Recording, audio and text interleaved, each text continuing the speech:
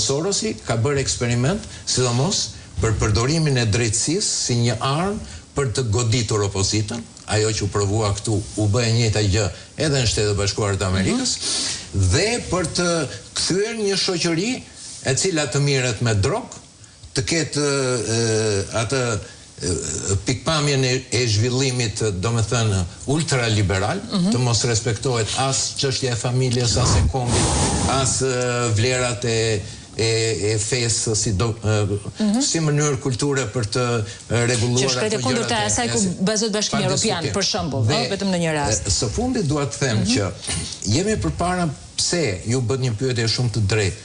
Pse ky reziston? Reziston dhe për një gjë tjetër, se duhet shikojmë që ky ka ardhur i përkëdhelu i Perëndimeve dhe i Shtetit Bashkuar të Amerikës në një kohë kur administrata Blinken e i kishte dhënë me PPP Alex Soros të gjitha gjërat. Një rast vetëm që na ka shkaluar, ju e thatë me drejt që më afër 200 metra pranë ambasadës amerikane. E mbani mend sa exigjent kanë qenë më përpara amerikanët, nuk takoheshin as në kafene, që mendoj që ishin njerëz që bënin